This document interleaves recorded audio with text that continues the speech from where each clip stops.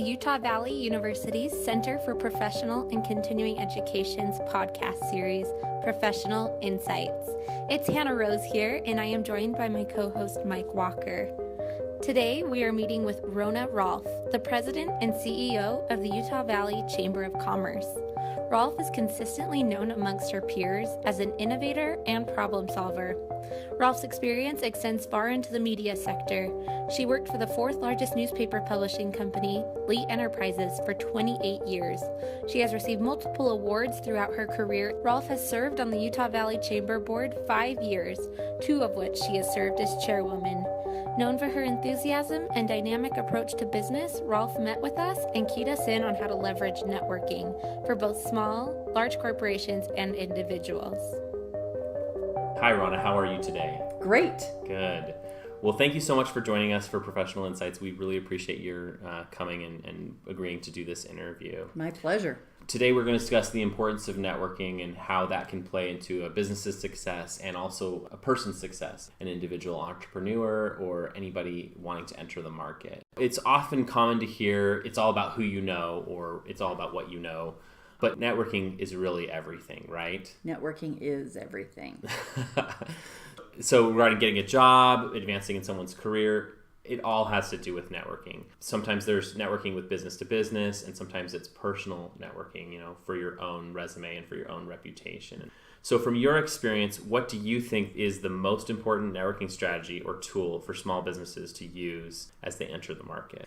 The most important thing is themselves, that they understand what their strengths are and how they can help someone else and how they can convey that as they're meeting people. Hi, I'm Rona Rahlf. I'm the president of the Utah Valley Chamber of Commerce. Tell me about your business. It's not about me, it's about that person. And what's your business? What's keeping you up at night? Ask probing questions so that you can, 2 things, get to know them, and they'll open up with open-ended responses instead of yes or no type right. responses, which are very awkward. Yeah. But also to find opportunity where you might be able to help them and to be able to reach out and say, I don't know, that's a common problem and I don't have a solution, but I know someone who will. And you help them make connections elsewhere if you're not able to help them.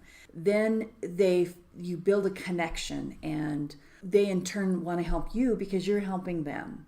And it just perpetuates itself as you go along, that you help them out and they'll help you out. And it creates top of mind awareness, which is what is so important for small business owners, that when I think of a lawyer, you pop into mind. Or if I think, I need some new banking products that for my mom or something, I think of you because I've had a conversation with you. I know you. I like you. I kind of, I have a door. Feel comfortable to give you a call and say, hey, Mike, can you help me with this? And most times people are going to say, of course. What do you need? Any friend of Rona's is a friend of mine. What can I do for you? And that goes a long way in building your reputation and expanding your network beyond just your small circle of friends. What are some of the best probing questions to get to know someone when you're trying to network with them? Well, but like the one example I gave, tell me about your business. What do you hope to accomplish? Why did you go in business? What's keeping you up at night? Tell me about your family. Use open-end so that the question leads to a discussion instead of a yes or no answer. And so kind of think about, how are you today? Well, it's easy to just say fine. I'm fine. Yeah. Great. What was the most exciting thing you did today, Mike? I love that. You have to kind of stop and think a little bit, and it kind of relaxes a little bit, and you're like, what was the most exciting thing I've done today? It gets you to think, and then you have a more, I think, authentic conversation. And so I think just think about those questions and maybe have a couple in your back pocket that you can draw on when you might feel a little awkward or stumped or uncomfortable, that you can just automatically pull out. My favorite go-to is, tell me about your business. Oh, I love that. That's easy. Yeah, that's easy and that's natural, and you need to it'll move the needle right where it needs to go. Right? And it gets them excited to talk about their business. Yeah. That's near and dear to their heart, and so they'll open that up. Thank you. This is a relevant topic for myself as I'm recently entering the workforce with public relations degree, interested in people, connecting and understanding how it's who you know that ultimately gets you where you want to go. Right. I guess my big question is, from your experience, how should new professionals or millennials learn and utilize networking to help launch and sustain their own careers? My advice that I've seen and experienced over the years is that people gain respect for one another when you show up and you consistently show up to the meetings. The world is run by those that show up and have a voice and get engaged in whatever it is they've selected or chosen to get involved with, whether it's a social cause or a business community priority, whatever it is. But show up, come to the planning meetings, take on assignments, deliver on assignments, and then communicate and say, here's what I've found. Here's, share your knowledge and experience and opinions in a non-confrontational way. But the main thing is to have a seat at the table, is to show up and show up consistently to any opportunity to participate. Will bring you credibility. It'll bring you added exposure. Again, that top of mind awareness. Oh yeah, Hannah, she will do this and she knows some people. Let's call Hannah. Again, where they will come back to seek you out because you've shown up, you've helped, you've contributed, you've made a difference because you've shown up. Have you ever heard that before?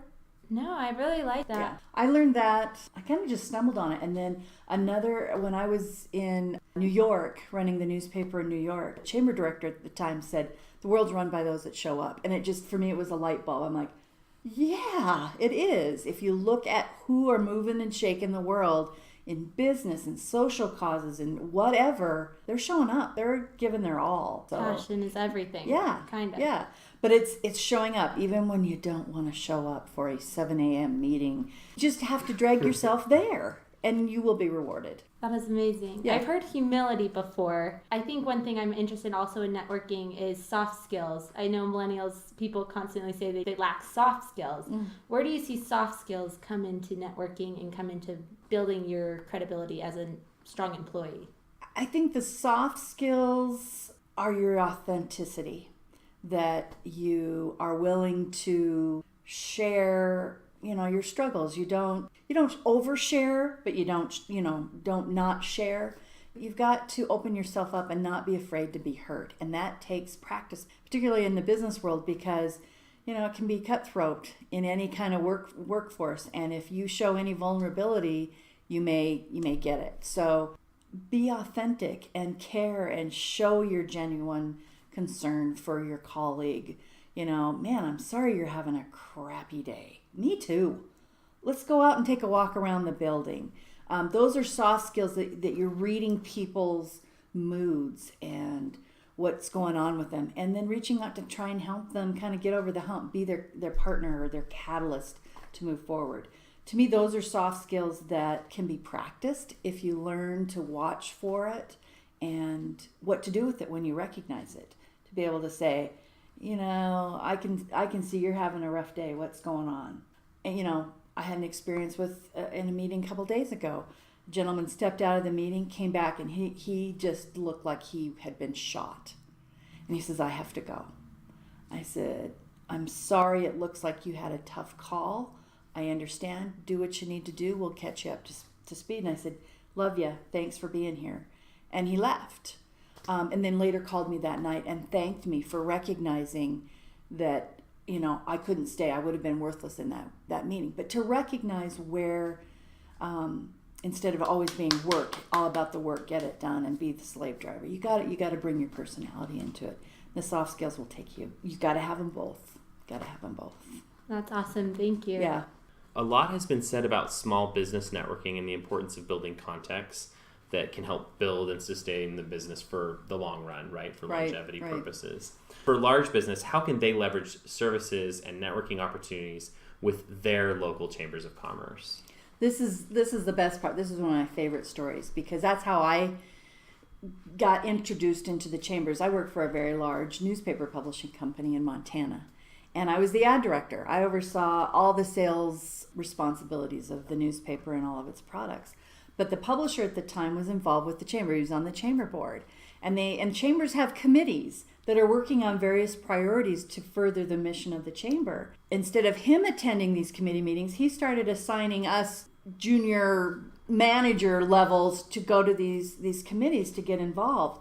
But what that showed me was two things. It showed the leader was aware of opportunity for personal development that was not inside the organization but was in the community, and to share that resource with the community.